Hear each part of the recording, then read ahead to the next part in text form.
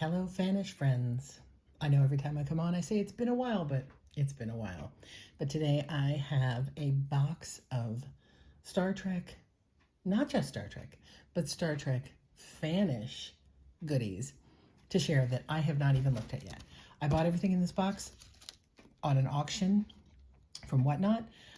It was a storage locker auction from someone who was very big in the Star Trek fandom, and I am so glad, number one, to be able to rescue some of these items because, as you know me, I'm a fangirl from way back, and I really appreciate the effort that fans put in. Particularly, this person was a fan fiction writer, which is also very near and dear to my heart. So I thought, I have not looked in this box. I have some idea what I got, but not all of it. Some of it I literally bought blind and just said, give me everything that's in that bag. And we'll see how much of it we can get through. Please be aware that there may be some somewhat adult content in the box. The person was a Kirk Spock shipper, if you understand what that means, and wrote slash fiction, so there is possibility of some items in here that are of that nature. So you've been warned. But this, right on the top, is one of the main things I really wanted. How crazy is this? So this is CaliCon. Do they still run that convention? In 1989. And it was I don't know if it was all Star Trek. I haven't done my research on any of this yet, but seriously, check this out. Spock and Kirk, I'm guessing, Spock for sure, in their bathing suits, ready to hit the beach in San Diego. It's a Frisbee. That is so amazing. This was worth everything in the box. That's number one. And because I can't keep everything, some of these items will be available for sale on my eBay store. That's just a Seaport Village. They went and visited there. So the bag that also came with, and let's see what's in here. Like I said, literally, I am opening this on camera, unboxing as we speak. Just arrange things here. I'm not going to open every piece of paper, but we will do some. Oh, that's interesting. Look, it was a Beauty and the Beast fanzine ad. There were a lot of interesting fanzine ads, if you guys remember the days of fanzines. It's just some paperwork from San Diego at the time. Oh, this is nice. I've already got a female to worry about. Her name is Enterprise. Oh my gosh, look at that. Oh, this is kind of fun. This is a Star Trek journal, grid journal with quotes and just one sketch. No, sketches throughout. This is fun. I had no idea this was in there. This is really neat to boldly go. Sorry if I spend this much time from Chronicle Books on everything. We will never get through. Yeah, so a little bit of wear and tear on the edge here where it looks like there was some stickers, but that's really nice. This is not Star Trek, but I will show you if you're happen to be interested. It's a set of fingerless gloves from Hot Topic, which I also do love a good Hot Topic item. Oh, so this is amazing. So there's in this box, I do know, are a bunch of program books from various conventions, including Media West. This was one of the reasons that attracted me to this auction in the first place. I used to go to Media West. If you went to Media West, say hey in the comments and let me know. Media West was the convention for fanzines. Like, I would save, not just me, everybody would save all year long to go to the convention and buy fanzines to keep them busy for a year because they knew they wouldn't get them for another year. Pre-internet, obviously. And this one, IdeaCon, interesting art. And again, these are fan conventions, generally the kinds that are just fanzine. I don't know how else to call it. You know, it's all fan run. There are no celebrities generally at these. I know there wasn't at Media West, but it was a wonderful celebration of fan artists, both graphic artists, musicians, folk song writers, video, people who made music videos, amazing stuff. So, yeah. Oh, it's a little keychain escape there. Apogee. I don't know. Like I said, this was literally like just bags of stuff that he threw in here. So, let's go to this one. Maybe that way. that out of the way. So, Starbase Indie Communicator, Special Edition. Central Indiana's best fan-run Star Trek con. So yeah, oh, but look, Leonard Nimoy was the special guest. Wow. In 92. So, fan-run, but, and look, I could have got free fudge. And again, I don't know if there's like a big market for any of these things. I mostly just like, it's fandom. I can't let it go. So here's the program for CaliCon. Amazing art there. Oh, Shore Leave. This one I have heard of. The Once and Future Enterprise. Shore Leave 14. Wow. This is a really nice convention booklet. Oh, with some other stuff tucked in here. The best of Galactic 911. Sorry, I'm seeing in camera here. So there's actually quite a few things. So it looks like some academic writings on various Star Trek on the shows, on the books, reviews of books. Shore Leave. Oh, AC Crispin. One of the things I picked up from here too, if you follow me on Instagram, you may have seen it was a book. Oh, no, actually, I'm not sure if I showed it. Was an academic study of enterprising women. It was women in fanfic, women in the fandom. Sorry, who really catapulted the Star Trek fandom. Sorry, I'm so overwhelmed with what I'm seeing. I'm not speaking right. 40 years of sci-fi on TV. This is a really nice booklet. I'm going to look forward to reading everything that's in there. Oh, look, Michelle Barrett. I'm sorry, you can't see her. There she is. I guess she was guesting as well. Nice. Well, that'll be fun. That's backwards. What have we got here? Oh, Ohio Valley Filk Fest. Now, if you are into filk singing, and if you are into it, you know what that is, but it's basically like folk songs with a fantasy sci-fi twist, parody songs, if you will. I did get also from the same person a large collection of cassettes of filk songs. So I do have several from the Ohio Valley Filk Fest. I'm probably going to repackage them with these and pass that on to somebody in the filking community.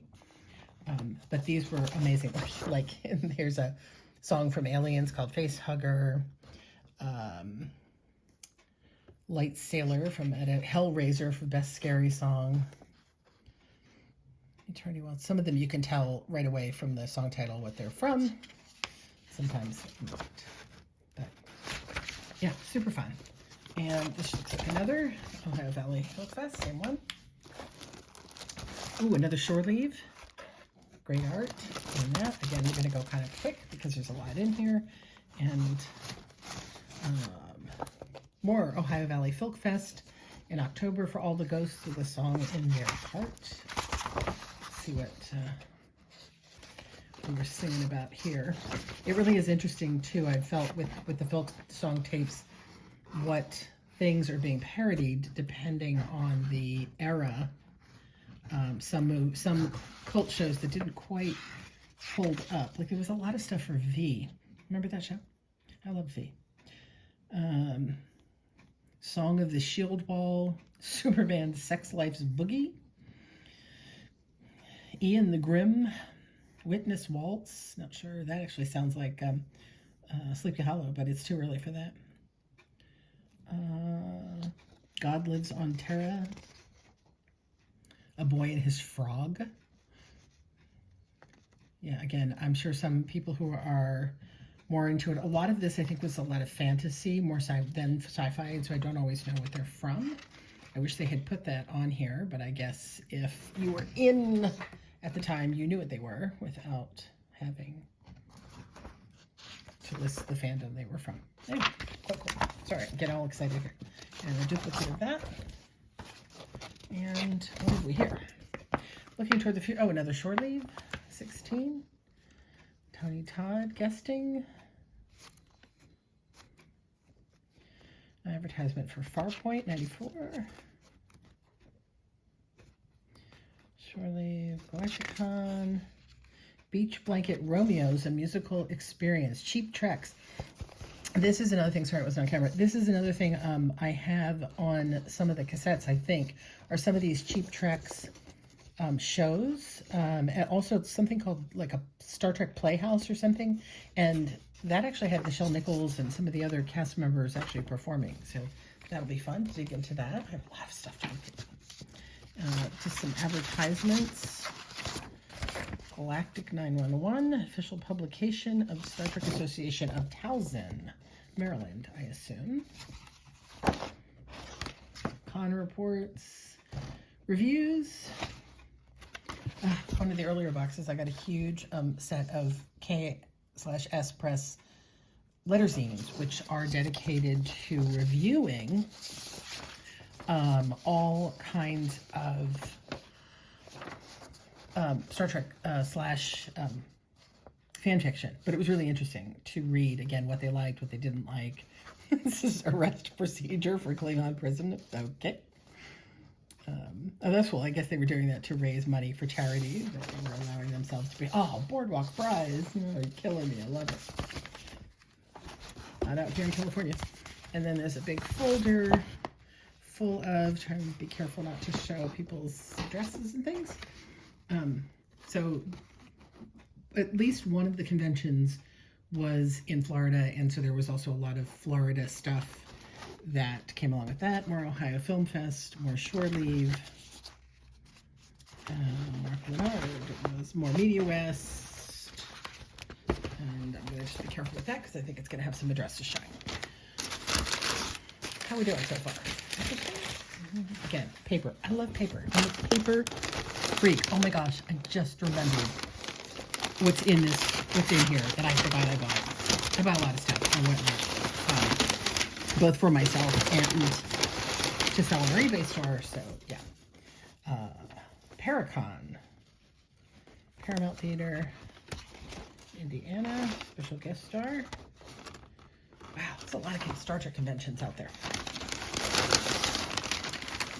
Let's get paper out of the way. I'm making quite a mess. I'm gonna hold that bag because I don't know what it is.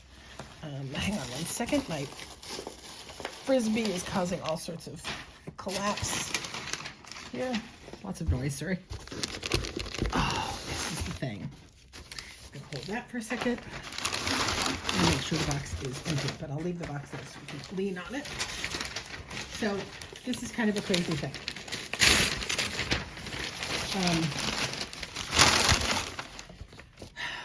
And I don't know, again, I'll show things without getting too personal. Well, I can show you this for sure. Here we go. So this is a photo album, obviously, or not so obviously, of candid photos from Star Trek conventions. This was Star Trek 25th anniversary. And there's Walter and Michelle. Oh, how lovely. George, I don't know, sorry for the glare. It's a little tricky to see. Let me just scoop a little bit here. I want to, interesting. Sorry, there was something in this book that I thought was in this book when I bought it that does not appear to be in the book any longer. Interesting. But for sure, when I purchased this, there were pictures of Leonard Nimoy at the beginning of this book. And sorry it's not on camera because I'm trying to cover something that I don't want to put on camera. So yeah, that's quite interesting because I specifically remember after I purchased this, someone saying, oh, the Leonard Nimoy photos in there alone should be interesting, worth some money. And not that they necessarily are. Candids actually don't sell as well as you might think, but interesting that those photos are not in here. But here's the funny story about this book. So again, if you follow me at all, anywhere, or if you're new here, I am a big fan and collector of Universal Studios. One of the things I really love to find are old videos and photos that really document the history of Universal through time. So this was one of 3 notebooks, photo albums that the auctioneer was showing off. And, you know, he was paying attention mostly to these con photos. Which again, sorry, I'm really perplexed that now I'm thinking, did I imagine that, or did somebody decide to help themselves to something from this book before they sent it?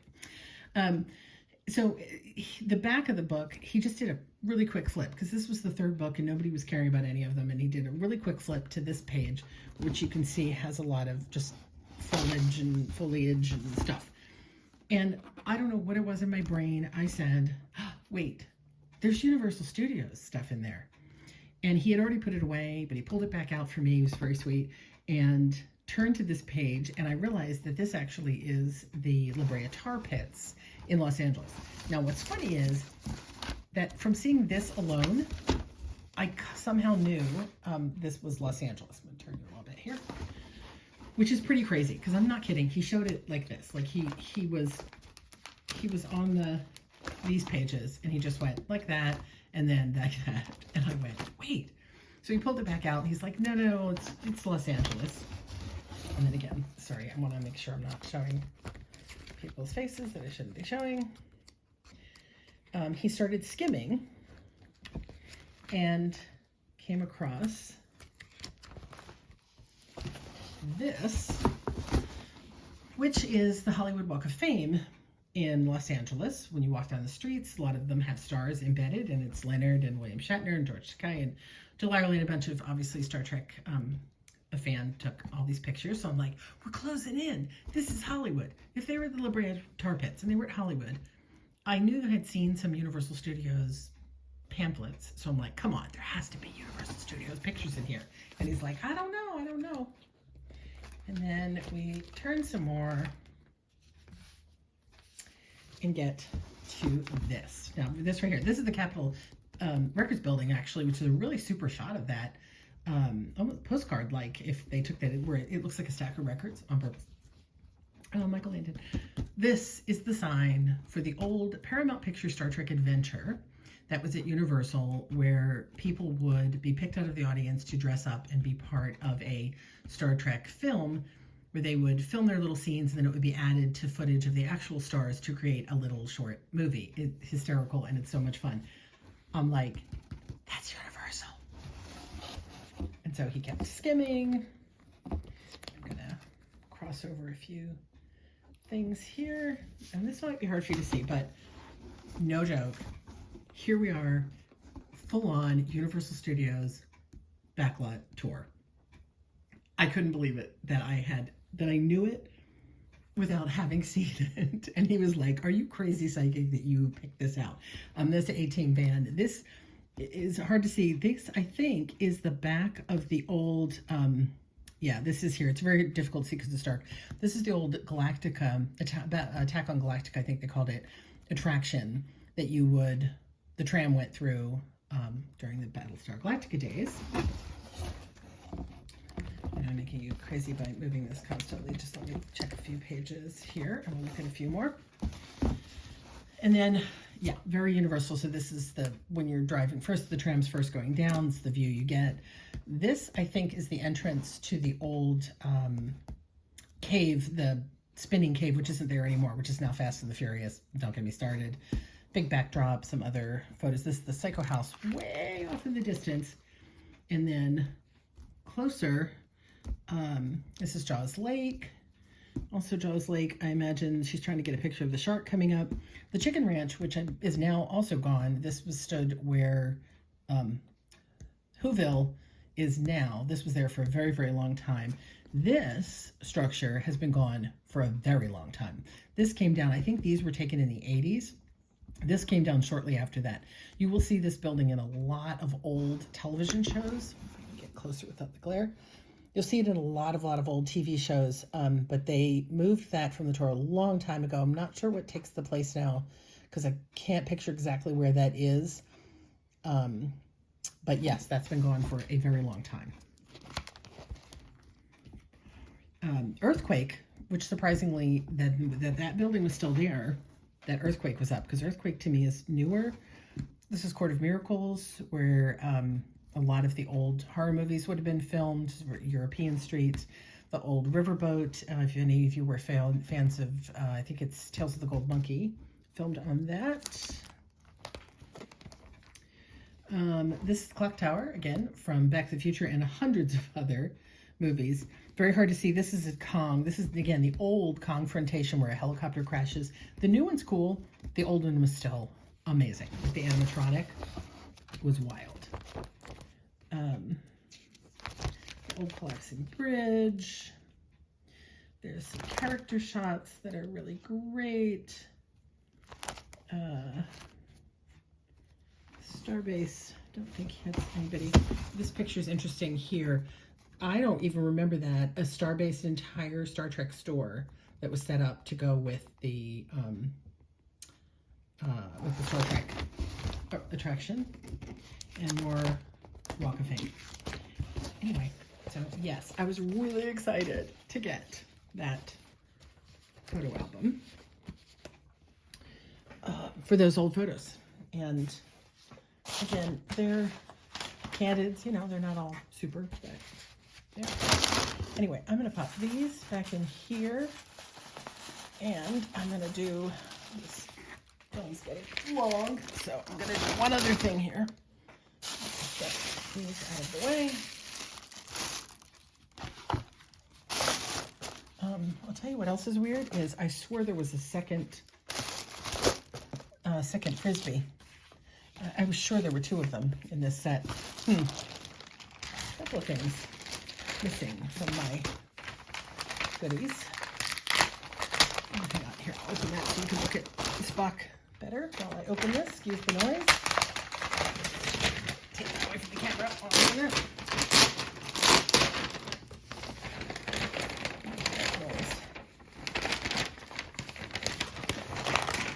I hate that. And because I buy so much stuff, you can't photograph. Some people do screen grab. I don't screen grab everything because, you know, we're moving quick.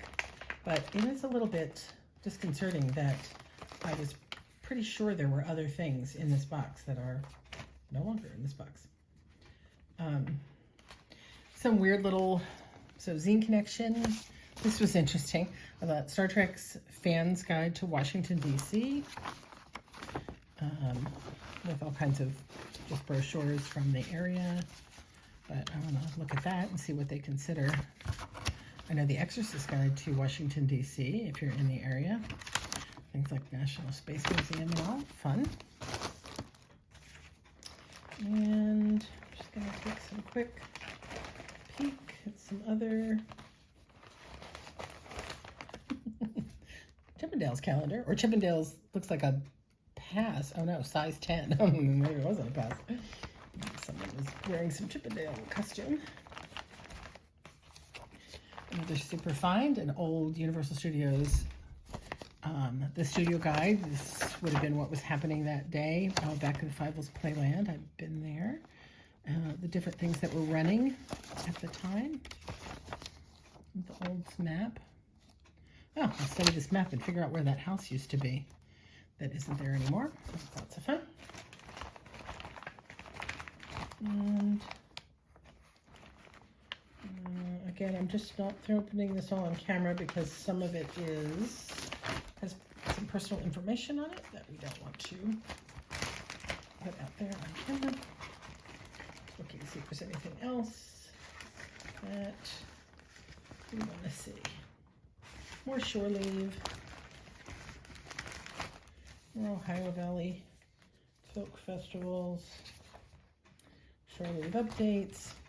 I think that might be all of it. It's a little SeaWorld something Polynesian luau.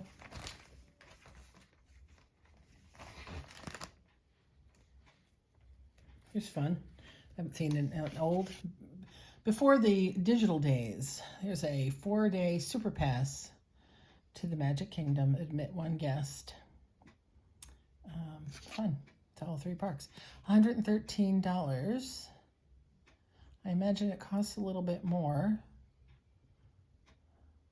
Any 4 days you can choose to use the super pass. Wow, you could go 4 days for the $113? Yeah, Disney prices have for sure gone up. Anyway, I think I'm going to call it there and leave the rest of these little bits of paper to go through off camera. Thanks for watching, and if you're a Star Trek fan, check out my eBay store. I think I've got it linked below. I'll double check and let me know. I'm happy to get some of these items out to another good home. Happy to share them with you.